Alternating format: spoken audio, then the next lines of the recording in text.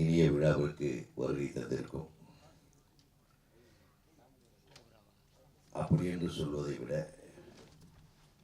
இதுவரையில் அமர்ந்து இந்த விழாவை சிறப்பித்துக் கொண்டிருக்கும் அனைவருக்கும் எனது மனமார்ந்த நன்றியை தெரிவித்துக் கொள்கிறேன். பொதுவாக ஒரு விழான்றது ஒரு 2 மணி நேரம் இருந்ததுன்னா கொஞ்சம் வசதியாக இருக்கும். ஒரு 5 மணி நேரம் 6 மணி நேரம் என்பது நம்ம சென்னை போன்ற ஒரு நகரத்திற்கு இந்த போக்குவரத்திற்கும் ஒவ்வொருவரும் ஒவ்வொரு இடத்திற்கு செல்ல வேண்டும். இந்த கால அமைப்பின் கட்டாயங்கள் எல்லாம் கருதி பார்த்தா சில பேர் நெளிவாங்க, சில பேர் நம்ம கிளம்பிடலாமான்னு பார்ப்பாங்க, சில பேர் இதோ வந்துடுறேன்ட்டு போயிடுவாங்க. அந்த மாதிரி நடக்கிறது எல்லாத்தையும் பார்த்துட்டு தான் இருக்கேன். அடிக்கடி இந்த மாதிரி விழாக்கள் நான் நிறைய கலந்துக்கிறதுனால திரைப்பட இயக்குனர் சங்கத்தின் தலைவருங்கிற முறையில் வாரத்தில் ஒரு 4 நாள் ஒரு 5 மணி நேரம் என்னை வச்சு செய்வாங்க. அதுக்காகவாவது ஒரு தடவை நம்ம ஆசிரமத்துக்கு போகணும். சார், ஒரு நாளைக்கு ஒரு விழாவில் ஒரு 5 மணி நேரம் நம்ம ஒரு தடவை, ஒரு மாதத்துக்கு ஒரு தடவைன்னா ஓரளவுக்கு ஓகே, தலையை கொடுத்துடலாம். எல்லா ஏங்கல்லையும் முடிச்சு அப்புறம் கடைசியில் தான் நம்மளை கூப்பிடுவாங்க. இதே மாதிரி என்னத்தை பேசுறது, முருகா இறைவா. ஆனால் நான் 3 விழாக்களுக்கு மத்தியானம் 2 மணிலேருந்து போய் ஒவ்வொரு விழாக்கள்லையும் 3 மணி நேரம் 3.5 மணி நேரம் அமர்ந்து விட்டு தான் நீங்கள் வந்தேன். அது ஒரு விழாவில் இந்த மாதிரி பேசிட்டு மன்னிக்கணும்னு சொல்லிட்டு தப்பிச்சுங்க ஓடி வந்தேன். ஏன்னா இந்த திரைப்படத்தின் இயக்குனர் எனது அன்பு தம்பி சுப்பிரமணிய பாரதி. அவர் இயக்கிய குறும்படத்திற்கு நான் தான் விருது கொடுத்தேன். நாங்கள் தான் தமிழ்நாடு திரைப்பட இயக்குனர் சங்கம் தான் தயாரித்தது, அதுக்கு விருது வாங்கினார் அவர். அத்தகைய ஒருவருக்கு ஒரு நல்ல வாய்ப்பு கிடைத்திருக்கிறது. இது கொடுத்தது யாருன்னு பார்த்தா இன்னொரு தம்பி பக்கத்துலேயே கூடவே இருக்கார். நம்ம ரங்கான்னு தான் நான் அன்பாக கூப்பிடுவேன், என்னுடைய அன்பு சகோதரர். இவங்க எல்லாமே இப்போ நேரத்தில் எனக்கு ஒரு 20 வருஷமாக அவர் இந்த மாதிரி ஒரு பிட்டை போடுவார் என் காதில். ஆலியார் கீழேயோ நான் போனாவே தடி கொண்டு ஆலியாருக்கு தான் என் போகிறேன். நான் எடுத்த 17 படத்துலேயே 13 படம் ஆலியாரில் எடுத்தது தான். ஆனால் அந்த ஆலியாரில் அந்த பில்டிங்கை பார்ப்போம், ஆனால் உள்ளே ஒரு தடவை கூட போனதில்லை. அந்த பில்டிங்கை பார்த்ததுனாலேயே இன்றைக்கும் நான் ஒழுக்கமான ஒரு மனிதனாக வாழ்ந்து கொண்டிருக்கிறேன் என்பதை அப்பப்போ சிவகுமார் என்ன கூடுவார் நடிகர், அவர் வீட்டில் தான் இருக்கு. நான் இப்போ இருந்த ஒரு 12 வருட காலம். டேய் வாடா இது பண்ணுடா. அவர் வந்து எப்பவுமே கரெக்டாக தியானம் பண்ணுவார், இதெல்லாம் பண்ணுவார். நமக்கு அப்போ இள வயசு, கொஞ்சம் விட்டா இன்னொரு டைரக்டர் நம்மளை அடிச்சு போயிடுவான்ட்டு டே நைட்டாக உட்காந்து கதை எழுதுது, இப்போ பாட்டு எழுதுது. நம்ம எதைத்தான் விட்டோம், எல்லா வேலையும் நானே தூக்கி தலையில் போட்டுட்டு போட்டி ஒரு வில்லேஜிலேருந்து ஒரு கிராமத்துலேருந்து மேற்பாளையத்து பக்கத்துலேருந்து நம்ம கிளம்பி வந்திருக்கிறோம். நம்ம ஜெயிக்கலைன்னா நம்மளுக்கு 5 பைசா பிரயோஜனம் இல்லாமல் போயிடுவோம். ஜெயிக்கிறது மட்டுமே குறிக்கோளாக வச்சுக்கிட்டு இருக்கிற எல்லா ஸ்ட்ரெஸ்ஸையும் ஏற்றுக்கிட்டு அது ரிலீவ் பண்ண முடியாமல் பக்கத்தில் இருக்க எப்படி ரிலீவ் பண்ணுறதுன்னு சொல்கிறத கூட கேட்கறதுக்கு நம்மளுக்கு வந்து டென்ஷன் ஆகிடும். ஆனால் ஆலியாருக்கு போவேன். ஒவ்வொரு பாட்டும் முத்துமணி மாலையிலிருந்து ஆலியாரில் எடுத்தது தான். முத்துமணி மாலை பாட்டு சின்ன கவுண்டரில் பார்த்தீங்கன்னா அந்த பொண்ணுமணி பாட்டு நெஞ்சுக்குள்ளே இன்னாருன்னு அந்த ஆலியார் டேமுக்கு பின்னாடி போய் முதுகில் போட்டு அந்த ஆலியாரில் சுவாமி சச்சிதானந்தர், வேதாந்த மகரிஷி அவருடைய ஆசிரமத்தை நாம் பார்க்காமல் ஒரு நாளும் நான் இருந்ததில்லை. அங்கே படப்பிடிப்பு போகும்போதெல்லாம் ஒன்றா நம்ம வந்து நம்ம மங்கி ஃபால்ஸ் போகணுன்னாலும் அதை தாண்டி தான் போவோம். மங்கி ஃபால்ஸில் தான் பச்சை மலை பூ பாட்டு எடுத்தேன். ஸோ எனக்கு ஏதோ தெரியாமல் புரியாமல் இன்றைக்கி வரையிலும் அந்த ஆசிரமத்துக்கு போகலை. ஆனால் அந்த ஆசிரமத்தினுடைய எல்லா அனுகிரகங்களும் என்னை வந்து அடைந்ததாகவே நான் கருதுகிறேன். ஏன்னா நான் ஒழுக்கமானவனாக இருக்கிறது, நான் சொல்லிக்கிறேன், அடுத்தவங்க நம்புகிறாங்களோ இல்லையா, நான் ஒழுக்கமானவனாக இருக்கிறதே எனக்கு ஒரு பெரிய தியானம் மாதிரி தான். ஆனால் அது ரொம்ப சிரமம். இன்னும் வழிகாட்டுதல் இருந்தால் ரொம்ப ஈஸி நம்ம பக்குவப்படுத்திக்கிறது. இப்போ முத்துராமன் பேசும்போது பார்த்தீங்கன்னா ஒரு மாதிரி ஒரு பிஸியான டைரக்டர் உலகத்தில் பார்க்கவே முடியாது.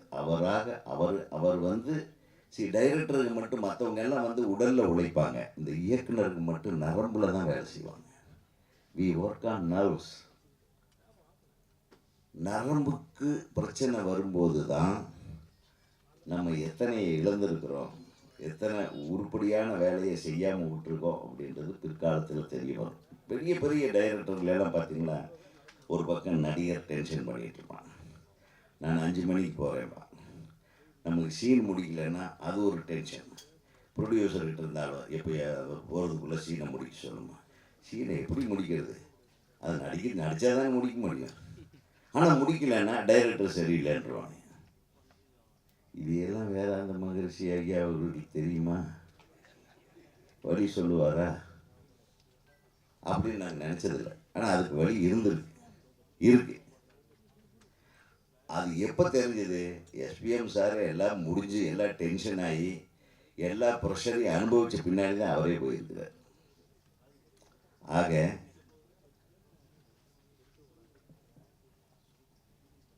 சொன்னாங்க இல்லையா ஐயா, பள்ளிக்கூடத்திலிருந்தே இந்த மாதிரி பாடத்திட்டத்தை கொண்டு வரணும். இந்த தியானங்கள் என்பது என்ன, எப்படி வந்து ஒரு மனிதனை வந்து மனிதனுக்கு உண்டான அந்த மற்ற சபலங்கள் என்று நான் சொல்வது என்னென்னா, அந்த நிலைத்தன்மை இல்லாத ஒரு மைண்டு, அங்கே தாவர மைண்டை ஒருமுகப்படுத்துறதுக்கு உண்டான அந்த வழிமுறைகளை சிறு வயது முதலிலிருந்தே கொண்டு வந்தால் நன்றாக இருக்குமே. அதையே நம்ம செய்யக்கூடாது. இது ஒரு படத்தை எடுத்து அந்த படத்தை பார்த்து தான் அதை புரிஞ்சுக்கணுன்றது அல்ல. என்னை போன்றவர்களுக்கே வந்து நம்ம இந்த மாதிரி ஒரு விஷயம் இருக்குதுன்னு நம்மளுக்கு ரொம்ப நாள் கழிச்சு தான் தெரியுது. அதாவது நம்ம பப்ளிசிட்டி பண்ணலன்றதல்ல, அதுக்கு போயிட்டு வந்தவங்க அதை பற்றி பரப்ப மாட்டேன்றாங்க, அவங்களுக்குள்ளேயே வச்சுக்கிறாங்க. நான் குறை சொல்லலை. நமக்கு கிடைத்த இந்த பாக்கியம் நம்மோடவே இருக்கட்டும் அப்படின்னு நினைச்சிடக்கூடாது. இப்போ வந்து சினிமாவில் இத்தனை பேர்த்துக்கு இன்னைக்கு தான் தெரிஞ்சுது பாருங்க, இவ்வளோ நாள் ஏன் தெரியல. ஏன்னா அதை சொல்லுவதற்கு கூட சிலர் கூச்சப்படுவார். நம்ம போயிட்டு வந்துட்டுவோம், அங்கே போங்கன்னு சொல்வது கூட கொஞ்சம் கூச்சப்படுவார். ஏன்னா அதை சரியாக எடுத்துக்கிற மனப்பக்குவம் மனிதர்கள்கிட்ட இல்லை. உண்மையாக தான். இதை நம்ம எப்படி தீர்க்கிறது, இந்த மாதிரிலாம் சிந்திக்கணும். இப்போ தான் சொல்கிறாங்க யூடியூப் கலாச்சாரம் வந்த கடைசியில் ஒரே ஒரு கருவேப்பிலை ஒரு நெல்லிக்காயை வச்சு 15 பேர் வைத்தியம் சொல்கிறான். உண்மையிலுங்க அப்படி பார்த்தோம்னா 5 நிமிஷத்துல நீங்க வந்து உங்களுக்கு சுகர் இறங்கணுமா, இந்த கருவேப்பிலையை காலையில் எடுத்துங்க, இத்தனை பண்ணுங்க, அதை போட்டு மிக்சியில் அரைக்க, அது பண்ணுங்க, அது ஒன்று. அடுத்தது ஸ்க்ரால் பண்ணால் அவன் அதோட ஒரு சின்ன விஷயம் ஒரு பெப்பரை சேர்த்துக்க சொல்லுவான், ஒரு 5 பெப்பர். அவர் தனி வைத்தியர். இதை போட்டு சாவடிக்கிறாங்களா இல்லையா? நம்ம ஒரு 5 ரீல்ஸை பார்த்த கடைசியில் நமக்கு அடுத்த நாள் நமக்கு தூக்கம் வராது. காலையில் இருந்து ஒய்ஃப்கிட்ட இந்த ஒரு 2 நெல்லிக்காய் வாங்கிம்மா அவளுக்கு, அதாங்க டெய்லி நான் கொடுத்துட்ருக்குறேன்.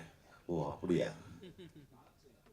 ஸோ இந்த மாதிரி விஷயங்கள் எல்லாத்தையும் விட அன்பு சகோதரர் சொன்னது போல இந்த ஆன்மீகத்தில் தன் மனதை பக்குவப்படுத்தும் விஷயங்களை நம்ம வேதாந்த மகரிஷி ஐயா அவர்களுடைய கல்விக்கூடத்தின் மூலமாக அழகாக சில விஷயங்கள் டக்குன்னு அப்படி போய் சேர்ற மாதிரி பண்ண. இன்னைக்கு யாருமே வந்து ரொம்ப நேரம் சொன்னால் கேட்க மாட்டாங்க சார், அட்வைஸு டைம் இல்லை யாருன்னு. இப்போ கூட 5 நிமிஷம் 4.5 நிமிஷம் பாட்டெல்லாம் வந்து ஃபுல்லாக உட்காந்து படத்தில் பார்க்க மாட்டாங்கன்ட்டு அந்த பாட்டை பாதியாக நிறுத்திடுறாங்க. அப்படின்னு இப்போ கொஞ்சம் ஒரு பெரிய இசை வெளியீட்டு விழாவில் பெரிய நடிகர்களை பேசுகிறாங்க. 5 பாட்டு ரொம்ப லென்த்தியாக இருந்தால் ஆடியன்ஸ் உட்கார மாட்டாங்க. இது என்ன தெரியுது, இது ஷார்ட் ஃபார்மில் ஸ்வீட்டாக சுவாமி வேதாந்த மகரிஷி அவர்களுடைய கருத்துக்களை அழகாக இப்போ இங்கே வந்திருக்காங்க இல்லையா, இப்போ நம்ம சமுத்திரம் கனியை எடுத்துங்க, கனியை ஒரு 2 நிமிஷம் பேச சொல்லுங்கள், அதை பற்றி அது ஒரு ரீலாக போடுங்க. வைக்கராஜ் சார் ஒரு 5 நிமிஷம் பேசி ரீலாக போடுங்க. இதில் இன்வால்வ் ஆகிட்டு இதில் உண்மை இருக்குன்னு தெரிஞ்சவங்க வரட்டுமே என்ற கருத்தை நான் பதிவு செய்ய ஆசைப்படுகிறேன். வேற ஒன்றும் இல்லை. ஏன்னா எனக்கே இவ்வளவு நாள் தெரியல பாருங்க. முத்துராமண்ணன் பேசும்போது எனக்கு அப்படியே நம்மளுக்கே தெரியலையே, இவ்வளவு நாள் என் படத்தை பார்த்துட்டே நல்லா எடுத்துருக்குற, இது மட்டும் தானே சொன்னார் அவர், மீதி விஷயத்தை ஏன் சொல்லலன்னு எனக்கு அவர் மேலே கோபம் வரும். அதே மாதிரி நம்ம என் தம்பி, என் துணைத் தலைவர் நம்ம சங்கத்தில் எழில், ஆமாண்ணே நான் கூட போயிட்டு வந்திருக்கேன், திருட்டு பயலுங்க. நீ போயிட்டு வந்து அப்பவே சொல்லியிருக்கலாம்ல, இன்னொரு 10 பேர் நாங்கள் வந்திருப்போம்ல. இருக்கட்டே, எங்க ஊர்ல தினம் பார்த்துட்டு நானே போகலின்றல. அப்போ இப்ப நமக்கு முதல் படத்துக்கு ஆட்டு கிழக்கு வாசல்னு படம் எடுத்ததே ஆலியார்ல தான். அதுக்கு கூட உங்களுக்கு ஒரு கனெக்ஷன் இருக்கு பாரு, புரியுதா? அலியார் டேம் கீழே அடிவாரத்தில். சரி, அவரும் சொல்லலை, எல்லாமே நண்பர்கள் தான்.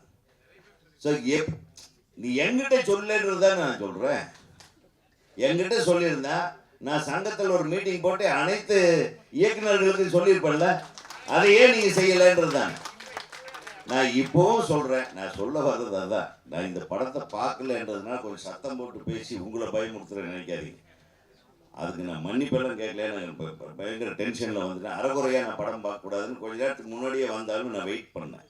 ஏன்னா ஒரு தடவை முழுசாக பார்த்துருந்தேன். அது நான் மட்டும் பார்க்காம நம்ம இயக்குனர் சங்கத்துக்கே ஒரு தடவை போட்டுருவோம். ஏன்னா கண்ணே, தமிழ்நாடு திரைப்பட இயக்குனர் சங்கத்துக்கு ஒரு தடவை போட்டு இதே தேட்டரில் போடுவோம். இதே மாதிரி நீங்கள் எல்லாம் வாங்க, இதனுடைய பெருமைகளை நீங்கள் பேசணும் என்று கேட்டுக்கொண்டு, ஏன்னா இதை பற்றி நான் ஜாஸ்தி பேசினா அது அதிக பிரசங்கித்தனமாயிடும். ஏன்னா பொள்ளாச்சி என்றது நான் வாழ்ந்த இடம், என்னை வளர்த்த இடம் பொள்ளாச்சி.